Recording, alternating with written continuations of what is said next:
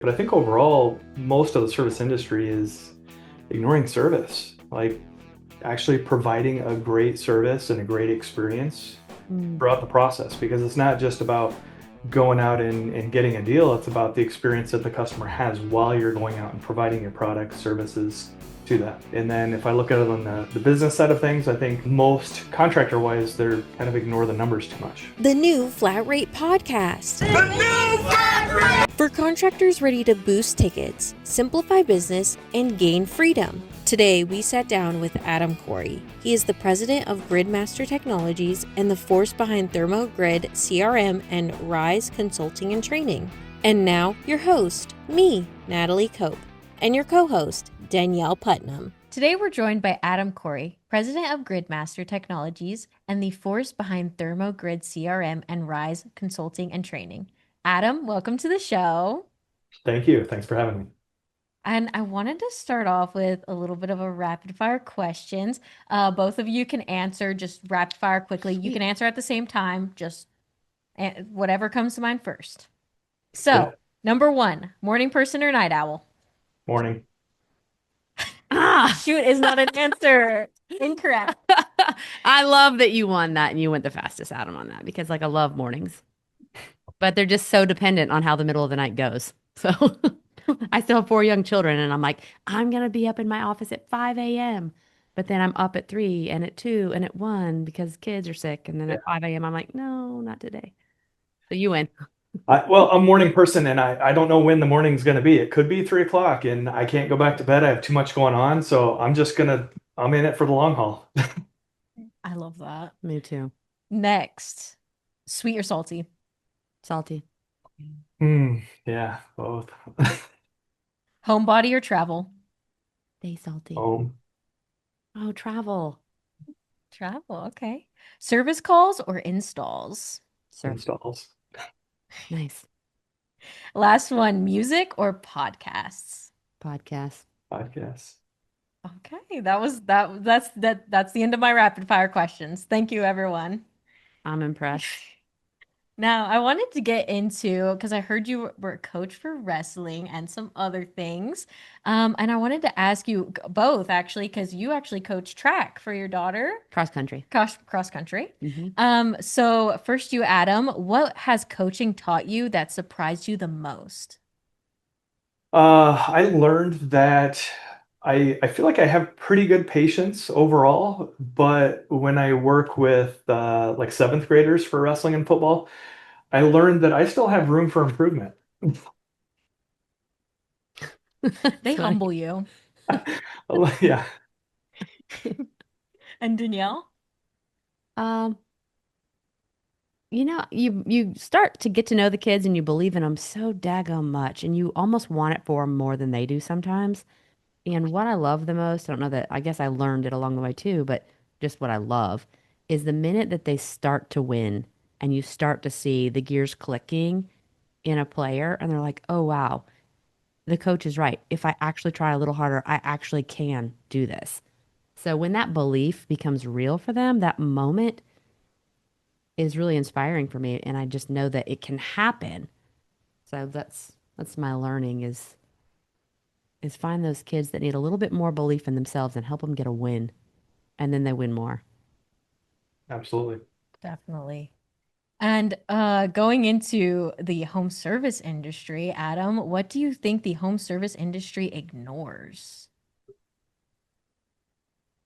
I think overall, and there's a little bit dependent on the market, but I think overall most of the service industry is ignoring service, like actually providing a great service and a great experience Mm. throughout the process, because it's not just about going out and getting a deal. It's about the experience that the customer has while you're going out and providing your products, services to them. So I think that's ignored a lot. And then if I look at it on the business side of things, I think most contractor wise, they're kind of ignore the numbers too much.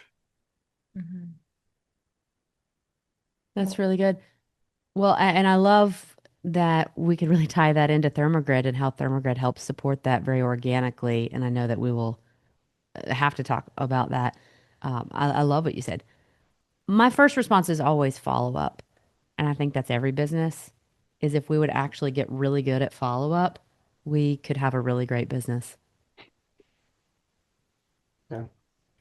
What part of running a company still gives you energy instead of draining it? Like what part of owning a company, being, the founder, being everything, like what part of running that company like really gets you excited and gets you motivated for the day? Like, is there a specific thing in your day that you look forward to, instead of like draining it because owning a company is very stressful? Yeah, and I think that with owning a business and multiple businesses, I have a construction company and I have ThermoGrid and some other companies as well that I really enjoy meeting with customers, being able to go out. It doesn't matter if I go out and I'm like, I'm gonna go out and do a service call today, just to do one. And I'll make excuses once in a while, like, my guys are really busy. They've been working really hard, so I'm gonna just take this one and I'll go out there and present solutions, solve problems that I think that's probably the biggest thing that energizes me because when I went through the position for, I started out as an installer, then as a service technician, then I did sales and sales manager, operations manager, general manager. And throughout that whole process, I became really strong in the sales position because I was able to identify problems that the customer knew they had. And, I knew what the solutions were, but I knew that most contractors weren't looking that hard. They would say, oh, I need a quote for something, and they would take out their business card, write a number on it, and hand it. And they wouldn't dig in to figure out, well, what caused this issue? What are some of the other things going on? And I think that's probably the biggest thing that energizes me. Anything getting into sales related or just solving problems for customers is always just fuels me up. Well, You have an I want to be Adam. I love that. I mean, how fun is that? That you love to work with your customers and get out there and work with your hands and make things better. I love it, and it's very entrepreneurial too. I just always the only answer that I can always say is that I just like to build things, and I feel like the path of an entrepreneur allows you to do that. You can build and you can look at a problem. Okay, my company is doing okay over here, but not over there, and I actually get to affect change, and I love that. It's very inspiring for me, Mhm. and I feel like if I was at a company that we couldn't do that, oh no, we're not working on that initiative this year. That would drive me batty. Whereas we get to build and improve all the time. That's really fun for me. Going into ThermoGrid, uh, when you founded ThermoGrid, what problem were you trying to solve? Well, it started out when I was talking about the sales position. I had very strong numbers. I my last 3 years in sales, I was at 83% closing ratio, and 80% of the leads I took were the leads that most salespeople don't want. The ones that are kicking tires, the phone book, the direct mail campaigns, the marketed leads. So I did very well with those, and I was going through training and I was learning about the Pareto principle, the 80/20 rule, where most people spend, 20% of their actions gives them 80% of their results. And I was looking at it from a sales position, and that's exactly where I was. I spent about 4 hours a day doing paperwork. So what I did is I created a tool to do load calculations first, where I took my time of doing a load calc from, on average maybe 40 minutes down to about a minute. So that was the first step. And then the second step was just being able to put my purchase orders and my quotes together for customers. I'd have to look up the equipment every single time, see what goes with what. So I built something that allowed everything to kind of auto tag in and be able to present it so I didn't forget anything. But just by doing those two things alone, and it's gone so much further than that, but just by doing that, it took my paperwork time from about 4 hours a day down to uh, maybe 30 minutes, something like that. You're fixing problems. Yeah. That's a big deal. So you've built software, construction companies, and consulting businesses. When people ask you, what do you actually do? How do you explain that to them? So I'm still working on that elevator. Right. I Yeah. was very curious I about mean, The first thing I think is I don't even know where to begin. I do too much stuff, and because especially with like the coaching and everything else. I mean, usually if I tell everybody what I do, it's always the same response, which is, so you say extremely busy, and I'm like, yeah, I do, and I love staying busy. I love to solve problems. I love to build things, just like Danielle, but I don't know. I'm still working on that. It's I work. okay. Yeah. Going into Rise, with ThermoGrid and Rise today, what problems are you most focused on helping contractors solve right now? Well, I think that what we're fixing right now, I think is the same thing we've been working on. I mean, most companies, just like the company I was at for quite a while. I mean, I stepped into the general manager role because we had a really big problem, and it was turning into a cash flow problem and a financial issue. And by being able to step in and resolve that issue, I had to learn a lot about just what the model is for business. And, to myself, I like to always prove to myself that anybody can do it. So I've helped a lot of companies grow and be profitable and extremely successful. And that's why I've also kind of ventured out into multiple different verticals, from software to construction to storage units to whatever, is because everything has a business model. And I think if you have awareness of where you need to be as a business and what the numbers need to look like, um, you can be extremely successful in anything you do. And most people don't know how to put the puzzle pieces together. Like, I've been in groups before where, I mean, they'll give you stacks of books, or they updated their process and now they give you like a USB. But it's like it's still a ridiculous amount of content, and it's thrown at you so quickly, and nobody knows where to start. So, when you look at ThermoGrid, we have a very hands-on approach to helping somebody get off the ground and become successful within the platform. And it does go outside of software, because it does go into business operations and how to manage their team and all sorts of things. And maybe just different carrots that they could kind of hang out there for their team to grow and want more. So I think that's the same process we've always solved, and we continue to do it. I mean, most of the businesses that are starting up today, they were technicians, and we get more and more companies every single year, and it keeps on growing, where it's technicians starting up their own business, and they may know the technical side, but they definitely need help on the business side and the structure side. Well, and I know you guys are so focused on making it easier because you lived it and breathed it, and you're, working on solving that pain continuously. There was a lot of pain. Hmm. So, Hmm. there is easier ways though, and I think it's easy to help people learn from the mistakes I've made and skip them. And Yeah. even when I did training on the sales side to comfort advisors to sell equipment, it took me 7 years to develop that process to get to those levels. And any salesperson I teach, I just tell them that you get to skip 7 years worth of my pain and trial and error and everything else, and you get to cut right to it. So I've taken guys. I went out to eat, and there was a company I was doing some training for in onboarding ThermoGrid, and they needed a salesperson. They were trying for 3 months to hire somebody. They didn't hire somebody. I said, I'll tell you what, I'll come out on this on site. We will hire a salesperson. And they're like, while you're here? I'm like, yeah. So we went out to a restaurant and went up to the bar and got a cocktail. And the bartender up there was a young individual, great personality. I'm like, this is the guy right here. And they're like, what?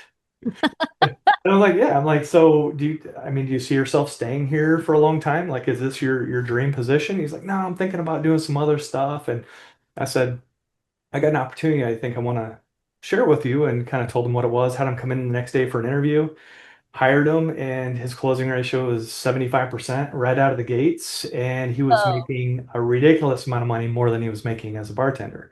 I'm Mm. sure he did well with the tips, but it was a whole new level. So Yeah. yeah, I like helping people skip the pain and the steps that most have to go through. Well, there's so many things to unpack in that story. Yeah. A, love it, love it, love it, love it. Love the confidence of we will hire somebody this week. But what you brought with you behind all that confidence is the years and years and years of your personal sales training and practice, but also knowing what a salesperson looks like. So when you actually had that bartender in front of you, you knew that they were a match. It wasn't a let's just try a couple people out. Like you knew what you were looking for, and you were able to bring that to this company, which is invaluable. And along with, your years of expertise in finding and figuring out. This week, I was on a Facebook chat board, one of these, big HVAC group chat boards, and a technician, or I guess he was an owner, he had a small business. He says on there, he says, "Hey, does anybody have an employee handbook?" He was asking. He was asking. And you know what? Everybody responded. Chat GPT, chat GPT, chat GPT, chat. And I'm like, guys, duh. He's not asking for you to say chat GPT. He wants to know, could he look at yours? You've got the years of experience. You've already done it. You all already have one. So can't you just share the wealth? Yeah, he could go on chat GPT. Then he'd have to tell it what he wanted. Yes, it's easy. Then he'd have to read it. He'd have to make sure he's not an attorney. It's going to miss things. But he wasn't asking, hey, what's a fast way I can do it myself? He's asking people who have been there, done that, found the solution. He's asking for that. And so that's what I like with what you've done with ThermoGrid is you've been there, done that, found the solution, built it, and you're saying, "Hey, we're here to help because we've identified those issues and we've done that." And that's us at New Flat Rate too. I just want to plug this to say we're really kind of getting together today, airing and talking about a partnership between ThermoGrid and the New Flat Rate and how excited we are. We've been talking for, I don't know, probably the past 6 months. I mean, it's been a hot minute, making sure that we were in alignment and working with mutual customers, making sure that we had a great product together, because that's what we've done too, is organically from contracting said, hey, how can we solve our pricing problems? How can we make it easier for, guys and gals in the field to be able to price quickly, efficiently, profitably, increase revenue for the company and increase take home for the team and the technicians. And so that brings us here today of we've worked really, really hard and we're ready to share all of that knowledge and that wealth that doesn't happen overnight. So when people are asking, hey, I need this, I need that, do you know, like they're just saying, has there anybody been there that's done that can help me speed up this process? And I love those golden questions, but I hate when people say stupid things like, use ChatGPT. Yeah. Help me. Yeah. Well, you could ask ChatGPT 3 different times and get 3 different wide varieties of what you're asking for. So absolutely. And you got to feed it right too. So, Yeah, yeah, but yeah, there's definitely a lot to say with um, the experience in living through it and it's kind of like when you implement something new in a company and you really don't know how to do it. And I've done this with so many different things, and it's given me a lot of opportunity to recover because of how many times I fail when I implement something new or I don't think something through enough, and then I got to start making changes. And it's kind of like memberships in a company. You start selling memberships, and if you don't really know all the challenges that are going to happen or happen down the road once you have like 6,000 of them, it's a very big process to go back and start redoing yeah. and changing all your agreements just because you didn't know what to look out for. So I'm really excited about the partnership we have as well, because one of the number one things that we run into with our customers when they sign up on ThermoGrid is they don't know. They're asking the question like, do you have a price book? And we're like, nothing that we would guarantee or do anything with, and, Mhm. and it's really basic. So by having something like this, I think this is something that can definitely shave off many months of implementation for a company to help them, because they don't want to spend their time typing up all the descriptions and getting all the numbers, and that's not what they do. They need to go out and help their customers fix the equipment and keep them safe and keep them comfortable, and they can allow us to do what we do really, really well, from living it, solving the problem, and helping them skip the 7 years of pain, is what I call it. Yeah, yeah. What I love about it so much is we have heard for 14 years now is I don't want to use two apps. Don't you have an all one? Do I have to use two apps? And we have APIs with companies, of course. There's ways to do stuff like that, and we have copy paste, and there's things to do.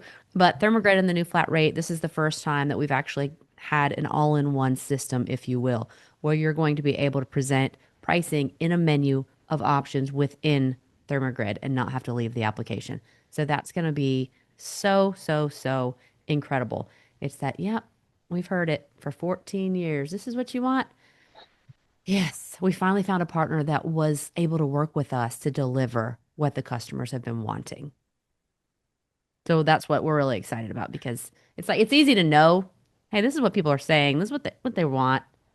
But then to find a partner that's willing to do it, everybody's trying to protect their stuff, and so now ThermoGrid and the new flat rate, we said, you know what, let's give the people what they want. I'm Hold on, excited. wait, confetti, disco balls, light drops, balloons. Woo! Two claps and a red flag. Two claps and a Ric Flair. Woo! That's what I do to the team all the time. Hey, that's wrestling, right? He's a wrestler. Ric Flair. Different kind of wrestler, but yeah. Two claps and a Ric Flair. I do that all the time. People are like, what? I'm like, I don't know. It's funny. So you've built ThermoGrid, sold it, watched it go sideways, then built it back. What went wrong, and why is it so important for you to fix it?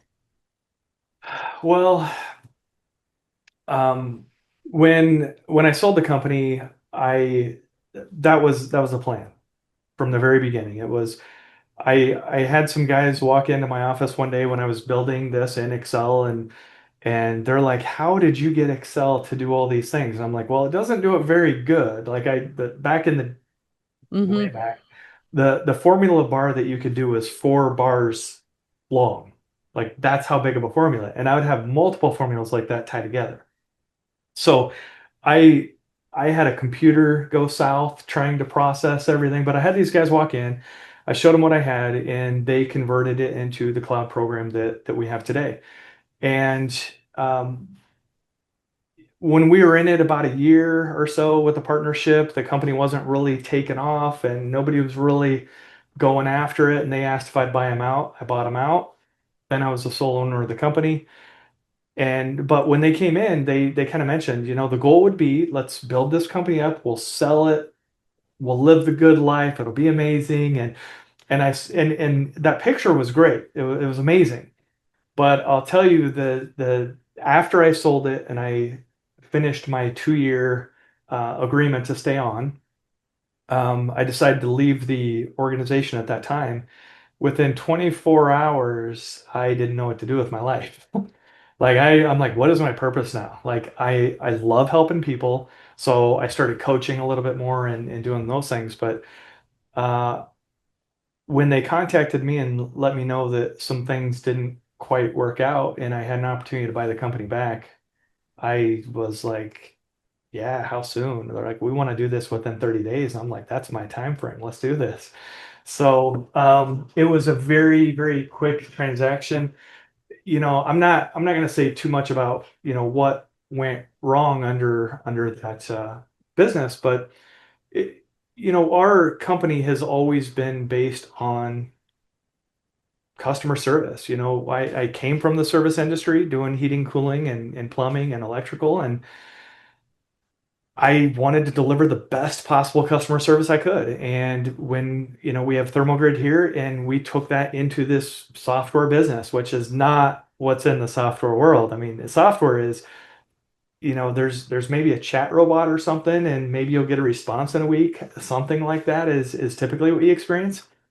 And I didn't want to be that company.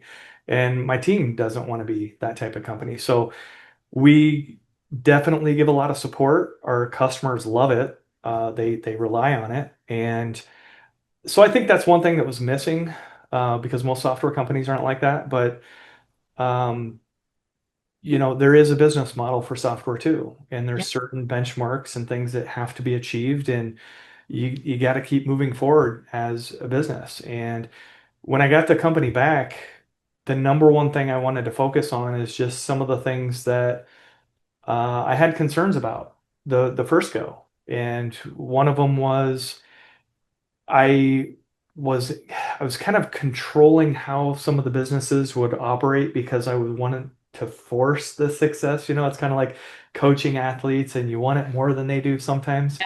That's kind of how I felt here, is that I wanted the success for them more than they wanted it.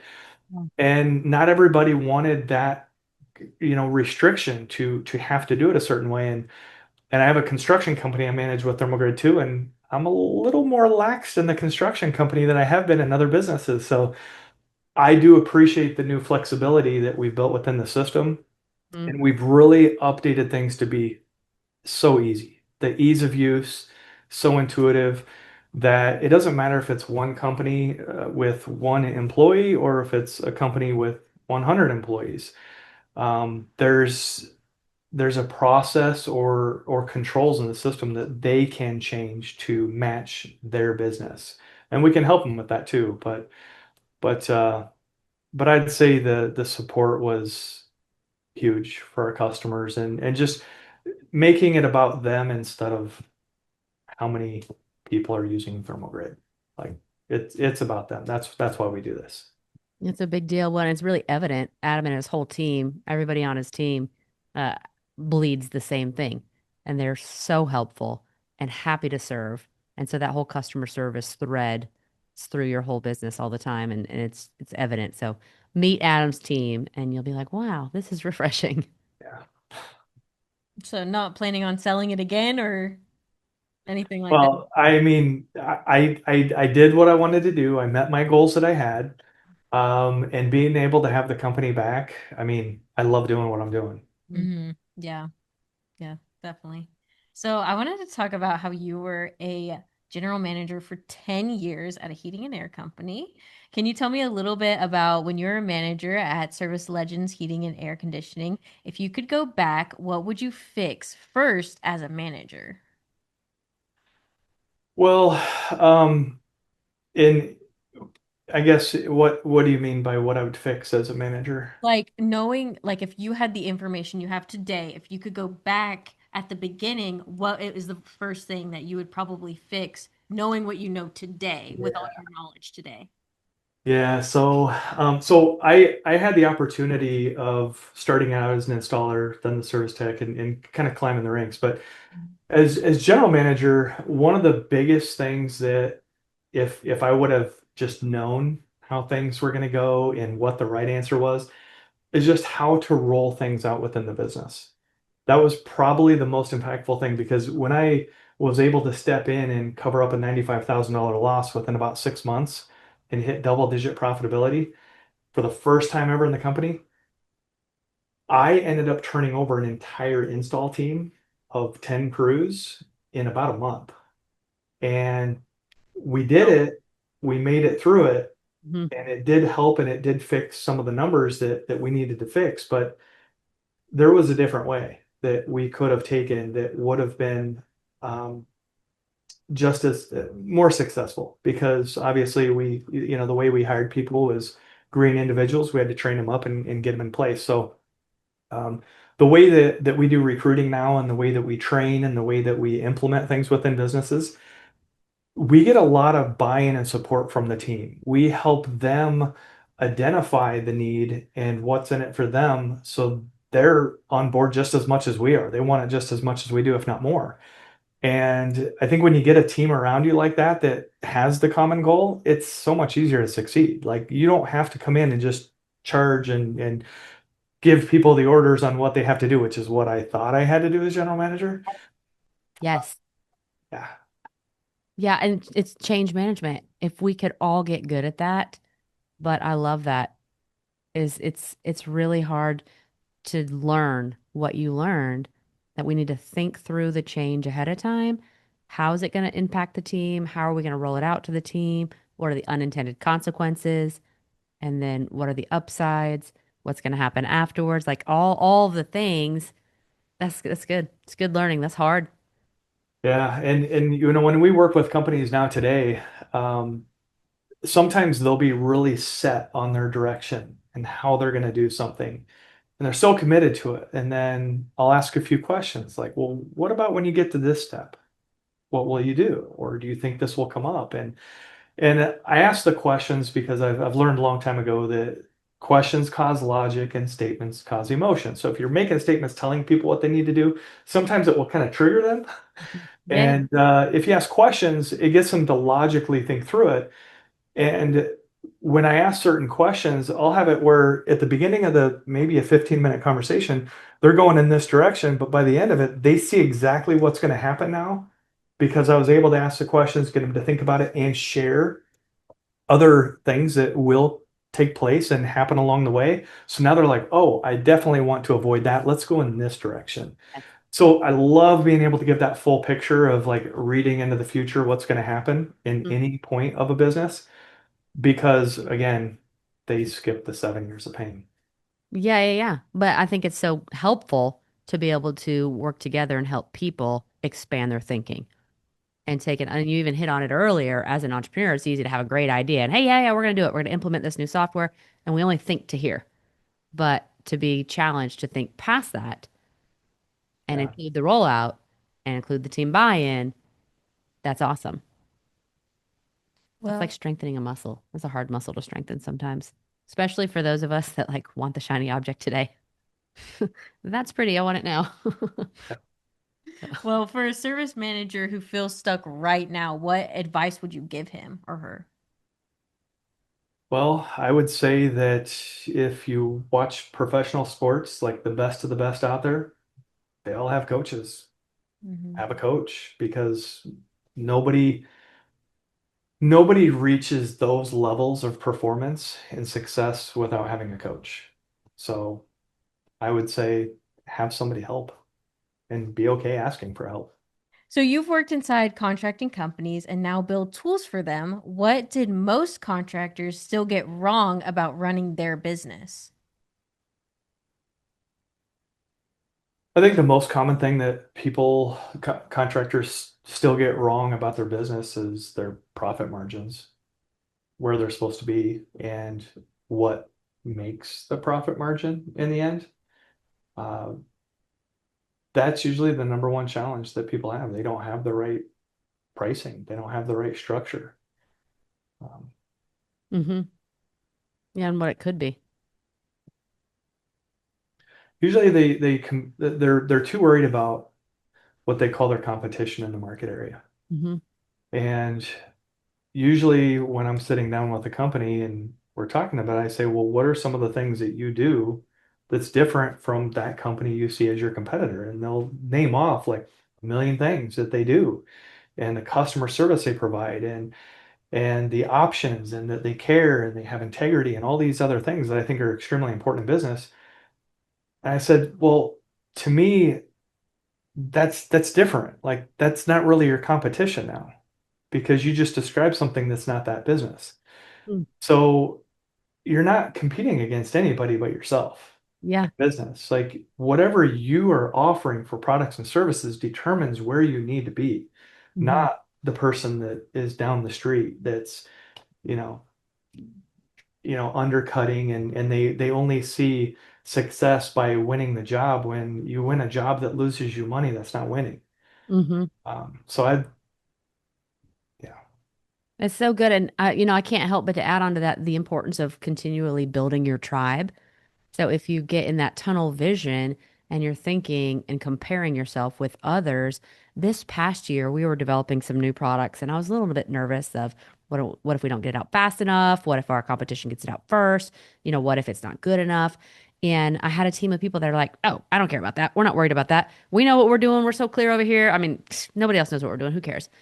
And it was that confidence in the team that really helped me this past year. And it was just such a learning of the importance of your positive tribe, of the yeah, people that are, just like you described, having that person in your life that says, "Oh, that's not your competition. That's not what your business is. We're working on this. Let's grow this. Who cares about that? We don't have time to worry about that. Let's worry about this and growth here with what you have." And it's easy. It's just so easy to get siloed in our minds, in our business, in our network. And this is who I talk to. I'm too busy. I don't have friends, or we just need to continually expand that and upgrade our friend groups. And I mean that in the best way. absolutely. Like, I love my friends, but We always need to always all be upgrading our friend groups. Well, Adam, where can everyone find you? Links, everything. Our did a phone number bunch. is 1-800 592 3611. And our website is gridmastertechnologies.com. Links will be on the screen. Good. But also know that we are really excited to bring to you guys and really actually officially announce the partnership between ThermoGrid and the new flat rate. Like I said, we finally found a company that was willing to work together and collectively let's listen to our customers. Let's listen to hear what is it that they want, what can we create for them, and we really believe we've created this incredible solution that is the first all-in-one. So, really excited.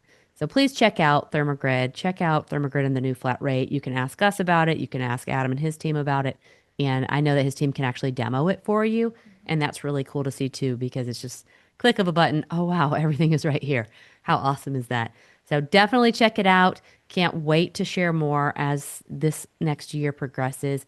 We'll keep everybody updated with announcements and things that we're doing together. So it's going to be really fun. And to everyone listening, thank you for watching. Bye. If you want to learn more about the new flat rate, go to TheNewFlatRate.com. If you want to learn more about ThermoGrid technologies, go to GridmasterTechnologies.com. Lastly, don't forget to check out our new partnership with them by going to their website and scheduling a demo.